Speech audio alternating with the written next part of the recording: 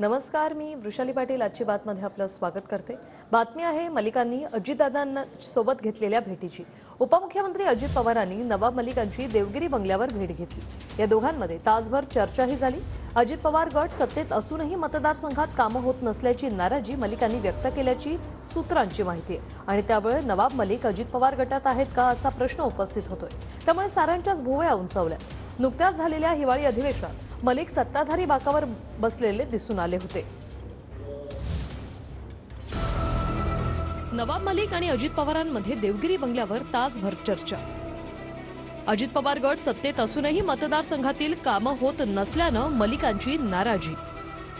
मलिक अजित पवार गटातच आहेत का, पुन्हा उलटसुलट चर्चा। मलिकांची मुलगी सना मलिकांनीही अजितदादांना कामासंदर्भात निवेदन दिलं।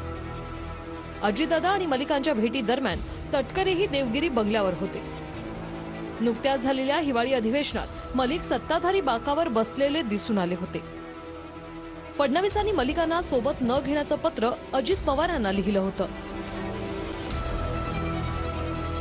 नवाब मलिक सुद्धा आले होते, काय त्यांच्याशी काय नेमकं बोलणं झालं? ते आले होते त्यांच्या काही मतदारसंघातील कामाच्या निमित्ताने त्यांची जो भेट झाली। मी त्यावेळेला मुंबई प्रदेशचे अन्य पदाधिकारी उपस्थित होतो, त्यांच्याजवळ त्या ठिकाणी चर्चा करत होतो।